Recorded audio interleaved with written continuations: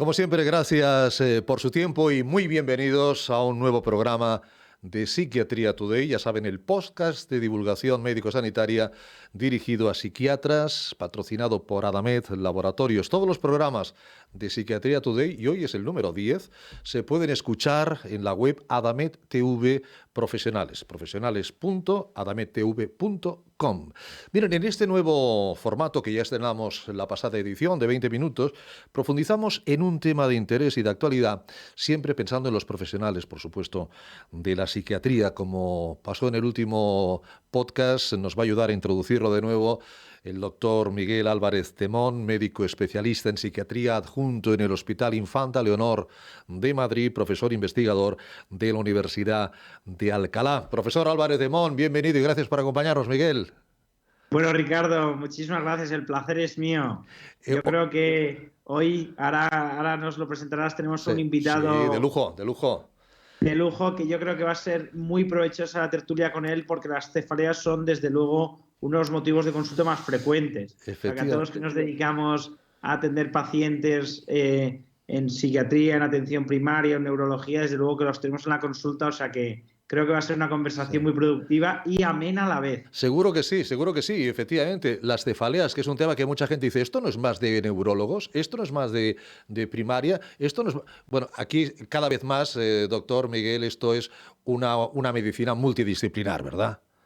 Totalmente de acuerdo, totalmente de acuerdo. Pues efectivamente, hoy vamos a hablar de cefaleas, uno de los trastornos más comunes del sistema nervioso, trastornos primarios dolorosos, incapacitantes muchas veces como la jaqueca o la migraña, la cefalea tensional y la cefalea en brotes. Y nuestro invitado de hoy es el doctor don Rafael Valentí. El doctor Valentí trabaja en el Departamento de Neurología de la Clínica San Miguel de Pamplona, de la cual, ciudad de la cual el doctor Valentí es natural, estudió medicina en la Universidad de Navarra, después hizo la especialidad de neurología también en la Clínica Universidad de Navarra. Además de su labor asistencial, realiza investigación y hace unos meses defendió su tesis doctoral obteniendo la calificación de sobresaliente cum laude sobre la relación de las enfermedades neurodegenerativas, principalmente el Parkinson y el Alzheimer, con la diabetes mellitus. Doctor Valentí, Rafael, muy bienvenido y gracias por acompañarnos. Hola, ¿qué tal? Buenas noches. Pues muchísimas gracias por esta tan amable introducción. Nada, Nada, la verdad es que con mucha ilusión de poder participar, de poder charlar con vosotros, con Miguel, con todos vosotros, bueno, sobre este tema tan interesante como son las seguro. cefaleas y otros temas relacionados. Y nada, de verdad, agradecido por esta invitación. Felicidades por ese sobresaliente cum laude.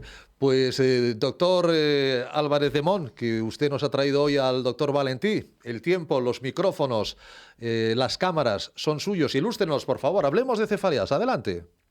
Bueno, pues muchas gracias. Bueno, Rafa, pues es que ya con la amistad que nos une me resulta difícil decirte doctor Valentín, o sea que yo casi que te voy a decir Rafa. Y así todo es más distendido y más cómodo. No, pero te iba a preguntar, lo primero te iba a preguntar con qué frecuencia veías tú en la consulta pacientes con cefalea y luego también si nos pudieras, por favor, contar un poco cuál es el perfil más típico, si es más frecuente en hombres, en mujeres, a qué estrato de edad le afecta más, porque antes, muy bien, como decía Ricardo en la introducción, yo creo que las cefaleas, me imagino que en primaria atenderán a muchos pacientes con cefalea, yo en consulta también, pero obviamente quien más atiende este tipo de patología es el neurólogo, al menos a día de hoy. Pues sí, efectivamente, como indicas, Miguel, la cefalea probablemente, o bueno, con toda seguridad es el primer motivo de visita en las consultas de neurología, es la causa más frecuente y en las consultas generales, pues prácticamente a diario o todos los días podemos ver varios pacientes que tienen algún tipo de cefalea y que quieren consultar, ya sea porque o les ha recomendado el médico de atención primaria o porque enseguida, pues cuando nos ocurre algo en la cabeza, la gente tiende a ir al neurólogo con cierta celeridad, ¿no? En cuanto a los tipos de cefalea, bueno, prácticamente entre la migraña y la cefalea tensional ocupan el mayor porcentaje, ¿no?, de cefaleas y como decía, pues todos los días prácticamente en la consulta podemos ver a algún paciente que tiene estas patologías. Ya iremos entrando, comentando un poco las características de un tipo de dolor y de un tipo de cefalea y de otro son algo diferentes y por lo tanto también pueden afectar a distintos estratos de la sociedad o a distintas edades o con una predominancia de un tipo de sexo u otro. Por ir aclarando un poco, por ejemplo, las migrañas son más típicas de gente en una edad joven o edad media de la vida, y en cambio pues la cefalea más de tipo tensional quizás ocurre más pues a partir de edades medias, por supuesto también en pacientes ancianos la incidencia va incrementando con el paso de los años, ¿no? También depende un poco si afecta más a hombres o a mujeres, pero en general las cefaleas, casi todas ellas, afectan más a las mujeres, ¿no? Como digo, y sobre todo especialmente la migraña en mujeres pues que están pues, en edades medias, jóvenes, habitualmente por debajo de los 50 años. No es que después no puedan aparecer, pero desde luego son más frecuentes en estos rangos de edad. Sí que quizás la cefalea, que hemos comentado también en un momento, la cefalea en racimo, la cefalea Horton, puede ser más frecuente en hombres, pero es un tipo de cefalea menos frecuente y así a grandes rasgos pues podríamos decir un poco todo esto de las cefaleas. Perfecto, perfecto. No, bueno, como introducción, o sea que la idea con la que me quedo es que claramente lo más frecuente es la cefalea tensional y las migrañas. Efectivamente, son los dos tipos de cefalea más frecuente, probablemente la tensional incluso más todavía, pero ambas tienen una incidencia muy elevada. Con la tensional, ahí sí que yo voy a también a meter baza, porque la cefalea tensional yo creo que ahí sí que tiene mucho que ver con patología también ansiosa, con patología depresiva. Entonces esa vamos a dejarla para un segundo plano. Me lo imaginaba que por ahí querrías Exacto, no, efectivamente. Pero antes de meternos con la cefalea tensional, que ahí va a haber pelea entre tú y yo, si nos puedes, por favor, decir simplemente, bueno, pues cuáles son para un no especialista o para los que, bueno, pues para que podamos aprender cuáles son las características más relevantes de la migraña, es decir, cómo la podemos identificar, cómo la podemos, el diagnóstico diferencial y así alguna mejor recomendación de, oye, cuándo derivar, cuándo la podemos seguir en consulta, bueno, cosas así como tips interesantes y prácticos. Vale. Bueno, en cuanto a la migraña, generalmente se trata de un dolor de cabeza que tiende a tener una intensidad bastante alta, moderada o incluso grave, y es un dolor de características muchas veces pulsátiles, ¿no? Como a golpes, mientras que otros tipos de cefalea a lo mejor son más de sensación opresiva. También es muy típico que la migraña se acompañe de otros síntomas, como pueden ser las náuseas, incluso llegando a los vómitos, o es habitual también que haya una fotofobia y una fonofobia muy intensas, ¿no? Molesta la luz, molesta el ruido, e incluso algunos olores fuertes, tipo las fragancias. Los pacientes suelen decir que lo que necesitan es meterse en una habitación, bajar las persianas y encerrarse, ¿no? Porque la luz suele ser muy molesta en este sentido. No hay ningún síntoma o ningún signo que sea, ¿no?, patognomónico de la migraña. Quizás el que sí que es más específico es el hecho de que los pacientes que tienen una migraña suelen empeorar con la actividad física, ¿no? Igual una cefalea tensional suelen salir o les viene bien despejarse, salir a dar una vuelta, que les dé aire fresco. Los pacientes que tienen una migraña, todo lo contrario, cualquier tipo de actividad, por supuesto laboral, pero esfuerzos físicos y empeoran mucho la migraña, les hace encontrarse mucho peor. Y como decía anteriormente, lo que les pide el cuerpo es encerrarse en la habitación, apagar las luces y meterse en la cama, dormir, porque la actividad física les empeora claramente. Hay algunas... Bueno, dime, perdón. No, te voy a decir que entonces, claro, yo es que como en la consulta lo que veo es más cefalea tensional, pero por lo que cuentas, entonces la migraña me parece más incapacitante, ¿no? Sin duda la migraña tiende a ser más incapacitante, ya no tanto por la intensidad del dolor, que también habitualmente es mayor que la de la cefalea tensional, sino porque limita al continuar con las actividades que estamos haciendo. Hay un paciente que tiene una crisis migrañosa, puede que su día ya se haya ido al traste, ¿no? Y es que no pueda continuar. Y con esa variedad de desencadenantes, ¿no?, de triggers, claro, la cefalea tensional, de alguna manera, tienes modos de aliviarla y no hay tantos disparadores. Pero la migraña realmente sí que veo que limita mucho más. Sí, es más limitante. Es cierto que también tenemos fármacos que sirven para controlar las crisis, para mitigarlas, para hacerlas más leves, pero efectivamente, como decías, es más limitante. Y luego además eso tiene como ciertos desencadenantes, no siempre aparecen, pero algunos alimentos, quesos curados, cacao, ingestas pequeñitas de alcohol también pueden desencadenar migraña. Hay gente que nota los cambios bruscos en el tiempo, los cambios de la presión. Y luego en mujeres también suele haber un tema hormonal muy frecuentemente implicado, coincidiendo con los ciclos menstruales, etcétera, etcétera, que también pues tengan más crisis de migraña, efectivamente.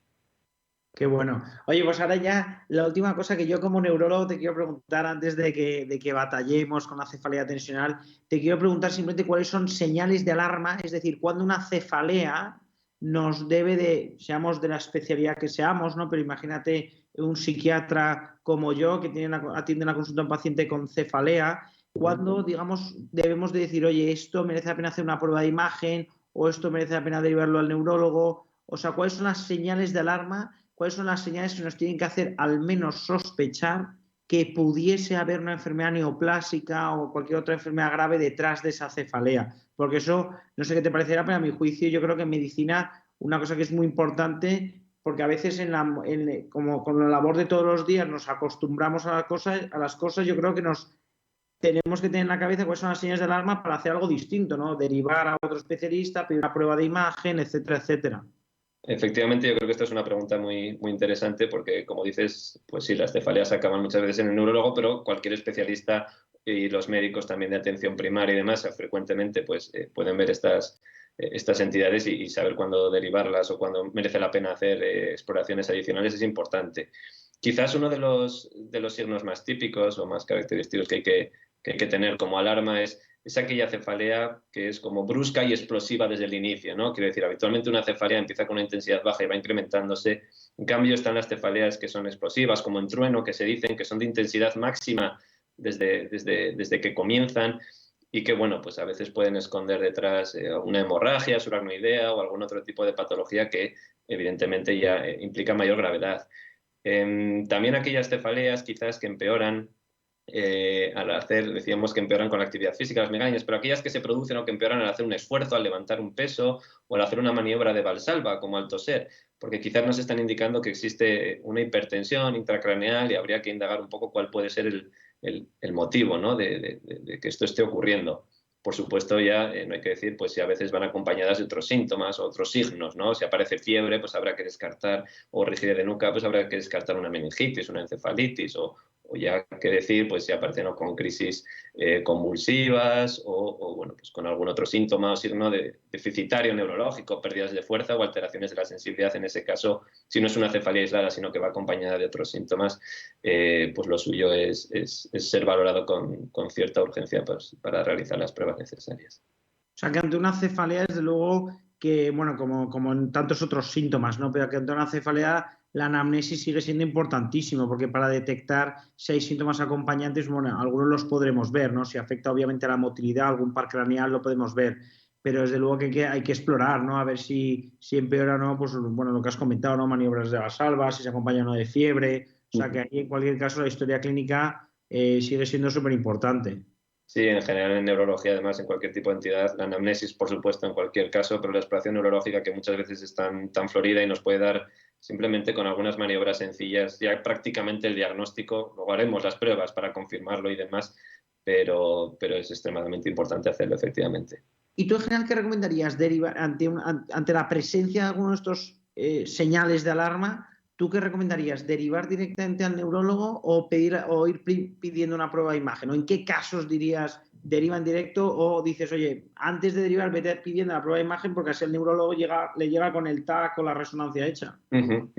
Hombre, en el caso, claro, a veces es difícil definir, pero si la sospecha es alta de que efectivamente pueda haber algo detrás, lo suyo incluso es ser derivado directamente incluso a un servicio de urgencias. A veces si es una hemorragia, cuestión de días, el asunto puede ser ya muy tarde, ¿no? Entonces, hombre, si puede ser valorado por un neurólogo lo antes posible, eso yo creo que es lo idóneo y luego ya se irá decidiendo si hacer o no la prueba de imagen.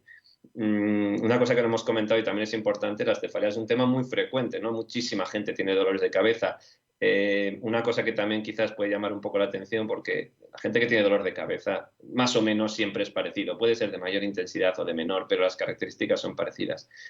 Las personas que tienen cefalea, los pacientes que sufren de algún tipo de cefalea, cuando cambian las características de su dolor habitual, cuando les llama la atención que algo es distinto, que esto previamente no ocurría, ahí también yo creo que es un motivo de consultar con urgencia y buscar una consulta lo antes posible. Yo me acuerdo que cuando hice la residencia en la clínica, que ahí es donde forjamos nuestra amistad, que había un psiquiatra que era magnífico, el doctor Jorge Pla, que siempre, vamos, lo dicen más psiquiatras, pero yo solo recuerdo a él, diciéndome que al final nosotros podemos estudiar mucho de una materia, podemos estudiar mucho de una enfermedad, podemos, por supuesto, pues ver muchos pacientes, pero al final el experto en el paciente es el propio paciente, ¿no? O sea, digo, esto que decías tú, que al final quien mejor sabe si las características de esa cefalea son distintas de las habituales es el propio paciente. Eso, bueno, no viene a lo mejor a cuento, pero es que se me viene a la cabeza y lo tengo que contar. Te ha venido la idea a la mente, claro.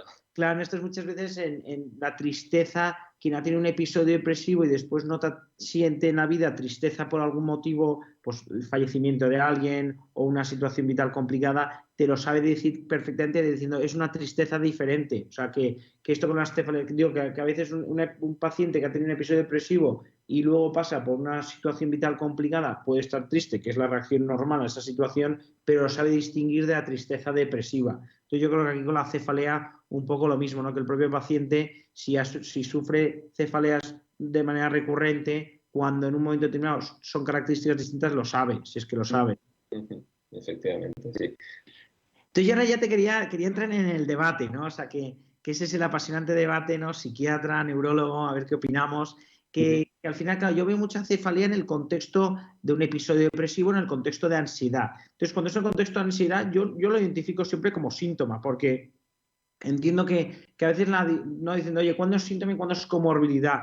Yo entiendo que si aparece en el contexto del resto de síntomas ansiosos o aparece en el contexto de los síntomas depresivos, yo lo entiendo como un síntoma de la depresión o como un síntoma de la ansiedad. De hecho, cuando yo muchas veces, en depresión y ansiedad, elegir el fármaco más adecuado a veces es complicado. Entonces, muchas veces, oye, pues te ayuda el perfil de tolerabilidad o a veces te ayuda precisamente el perfil de síntomas, porque, oye, pues para algunos síntomas en concreto te puede venir mejor una cosa o un antidepresivo u otro, ¿no? Pues al final siempre que hay dolor, ya sea dolor neuropático, por ejemplo, en pacientes con diabetes o cefalea, pues hay fármacos como por ejemplo la duloxetina, que tiene aprobación también para el dolor, pues dices, oye, te sirve como antidepresivo y te sirve para el dolor. Sin embargo, también yo creo que tú ves la otra cara de la moneda, ¿no? Porque yo veo pacientes que sufren cefalea en el contexto, eso, ¿no? De un episodio depresivo o de trastornos de ansiedad.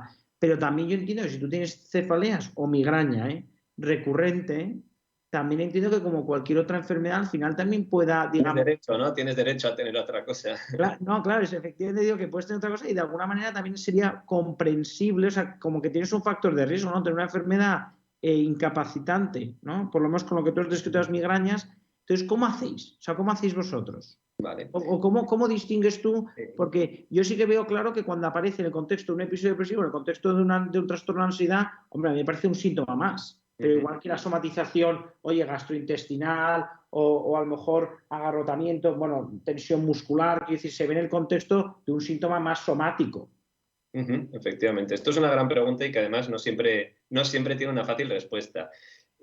Porque por un lado, efectivamente, ¿no? Los trastornos psiquiátricos como la ansiedad o la depresión, pues claramente muchas veces van asociados con cefalea, ¿no? Es un síntoma más dentro de lo que es la entidad en sí. Pero es que también ocurre que los pacientes que tienen cefalea, ya sea tensional o sea migraña, tienen más riesgo de también desarrollar ciertos trastornos psiquiátricos, ya simplemente pensando en la gran incapacidad que pueden generar, y esto de manera crónica, y gente que se encuentra limitada por este motivo, pues es normal que secundariamente se produzca un trastorno afectivo o algún tipo de relación con esto, ¿no? Hombre, yo creo que en el caso de la migraña es un poquito más fácil diferenciarlo porque las características de la migraña, pues probablemente el paciente las tiene de toda vida, las sabe reconocer, y si luego desarrolla pues un trastorno psiquiátrico, pues bueno, pues era una comorbilidad que se ha desarrollado. En el caso de la cefalea tensional siempre es un terreno, efectivamente... Pero estoy de acuerdo porque, o sea, perdón que te interrumpa, pero sí estoy de acuerdo porque efectivamente la migraña, como la naturaleza, o sea, la presentación clínica es tan distinta, yo creo que efectivamente es fácil de distinguir. O sea, ahora en realidad el debate viene más ahora con la cefalea tensional. Viene de la cuestión, efectivamente. Claro, y si nos ponemos más psicodinámicos incluso, podemos decir, oye, detrás de esas, explora tú, ¿no? Haz tú una buena historia de enfermedad y explora a ver qué circunstancias tenía el paciente cuando empezó la cefalea tensional. O sea, ahí está la clave, en saber identificar cuándo el paciente ha comenzado con los dolores y hacer cronológicamente una historia, ¿no? Con su enfermedad psiquiátrica. Es que una de las causas o uno de los factores que claramente desencadenan las cefaleas tensionales es precisamente el estrés, la ansiedad, el nerviosismo. y la contracción muscular, el síndrome miofascial de contracturas que esto provoca, ¿no? Es que tanto la cefalea puede provocar ansiedad o depresión como viceversa. Y yo creo que la clave es quizás pues ver cuándo ha aparecido un síntoma y ver cuándo ha aparecido lo otro, pues para determinar, ya digo, como decimos, ¿no?, comúnmente, que es antes el huevo o la gallina, pero es que ambas cosas se pueden producir por la existencia de la otra. O sea que es un camino de doble dirección en este sentido. No, y es curioso porque tú también, que sé, me consta que hiciste la tesis incluso con animales, digo que tenías animales de experimentación, tenías pruebas súper sofisticadas, pero a pesar de todo, donde esté una buena anamnesis, que se quite lo demás, ¿eh? No tengo ninguna duda. Y de hecho, ya digo, tendemos hoy en día a hacer como muchas exploraciones, que al final no es como lo seguro y demás, pero dentro de la experiencia que tengo, lo que me ha sacado de problemas más de una vez es la anamnesis y sobre todo, ya digo, concretamente en neurología, la exploración neurológica, que muchas veces pequeñas cositas, ya se suelen decir, pequeños fallos o pequeñas cosas que pasan desapercibidas, grandes errores, por no decir otra cosa. Ya, por eso es fino. Sí, exacto. Oye, pues ya para cerrar, yo te quería pedir que nos dieras, por favor, alguna recomendación para que, digamos, médicos que a lo mejor no somos especialistas en cefaleas, pero para que nos llevemos como aprendizaje personal y luego también como para decir en consulta. Es decir, porque al final en consulta siempre los pacientes familiares es qué puedo hacer yo al respecto, ¿no? O sea, qué puedo hacer yo para prevenir la cefalea o qué puedo hacer una vez que aparece, cuáles son tus recomendaciones. Porque a mí, por ejemplo, yo tengo una relación que no me acordaba de la facultad, no me acordaba de que las migrañas se podían desencadenar por el ejercicio físico, porque claro, yo ejercicio físico para la ansiedad y la depresión, todo lo que quieras y más, porque ha demostrado que mejora la respuesta al tratamiento, o sea que diciendo, es una cosa súper recomendable. Entonces, a ver, o qué alimentos deben de evitar, si podías a lo mejor también Sí, distinguir entre tipos, ¿no? sí, sí. Sí, efectivamente, por separarse un poco en grupos, como preventivos, ¿no? En el caso de la migraña, el que tiene migraña no puede hacer por no tenerla, ¿no? Porque le ha tocado la lotería en este sentido y cierta predisposición familiar que suele hacer. Una vez que tiene la migraña y que ya está diagnosticado como tal, es muy importante identificar los desencadenantes que a esa persona le producen, ¿no?, una crisis migrañosa. Pues ya digo, alimentos, pues algunos típicos, por ejemplo, pues suelen ser cacao, embutidos, alimentos grasos, quesos curados. El ejercicio físico, más que un desencadenante como tal, a veces es un factor que la empeora una vez que ya ha aparecido la Ah, crisis. O sea, podemos hacer ejercicio físico con tranquilidad, eso no es el problema, pero hay gente que una vez que ya le ha comenzado, por así decir, la crisis migrañosa, es el ejercicio lo que le empeora, ¿vale? Pero no tanto como desencadenante, sino como factor agravante. Y sobre todo, como iba diciendo, ya digo, seguir un poco evitando aquellos desencadenantes que cada uno se va conociendo, porque las crisis se van repitiendo y uno se va estudiando y analizando, pues para evitar aquello que nos produce las crisis. En el caso de la cefalea tensional, estamos en las mismas. Como preventivos, evitar aquellos factores que sabemos que las producen: situaciones de estrés, fatiga, mal descanso, bueno, contracturas musculares, etcétera, etcétera. lo de más descanso me ha gustado. Yo creo que lo de más descanso me gusta mucho porque muchas veces los estresores, a veces los podemos evitar, pero es que muchas veces el estresor es, bueno, pues un ambiente laboral complicado, una situación familiar complicada, que a veces esos estresores ojalá los pudiésemos cambiar, pero a veces, bueno, pues a veces no son tan fáciles de cambiar. Entonces, a mí lo de, o sea, evitarlos en la medida de lo posible, por supuesto. Pero a Uh-huh. mí yo creo que todo lo que sea dormir, porque también no sé a ti después de las guardias, pero claro, a cada uno el insomnio le afecta de una manera, pero a mí me da mucho, a mí me da cefalea siempre el dormir poco. Y ahora con dos hijos pequeños te puedes imaginar. O sea, digo, Consistente. está. Efectivamente, no sabría decir el porcentaje exacto, pero vamos, de los pacientes que tienen cefalea tensional, un porcentaje muy elevado o descansan mal o tienen estos Claro. motivos laborales, personales, familiares, o siempre hay alguno de estos factores que suelen aparecer. Es raro que aparezca una cefalea tensional y no haya ningún factor que lo haya provocado o que lo haya favorecido, ¿no?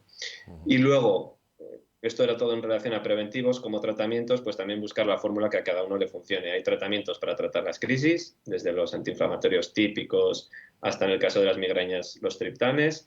Y luego, en gente que tiene muchos dolores de cabeza, están los fármacos preventivos, que lo que buscan es ir disminuyendo la frecuencia y la intensidad de las migrañas, ¿no? Son fármacos que podemos tomar diariamente a unas dosis bajas. Algunos de ellos, como comentabas, pues están dentro de los antidepresivos, duloxetina, el triptizol es un fármaco muy habitualmente que se emplea como un preventivo, pues para una vez que tenemos estas entidades, por lo menos ir mejorándolas progresivamente y haciendo que sean menos incapacitantes.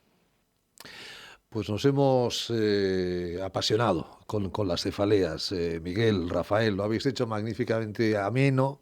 Y a mí me gustaría que esto llegara a la sociedad también, porque a veces hay una invisibilidad del migrañoso y eso lo debéis ver en la consulta, ¿no? Y a veces tenéis que contestar cuando dicen, es que en el trabajo, ahora que hablaba el doctor Álvarez de Mon, del entorno laboral, a veces en el trabajo no entienden que una persona tenga migraña y no pueda acudir al trabajo, va con la cara desencajada, pero como no hay radiografías, pues es difícil, ¿no? Los amigos, oye, pero ¿qué te ocurre? ¿Qué te pasa?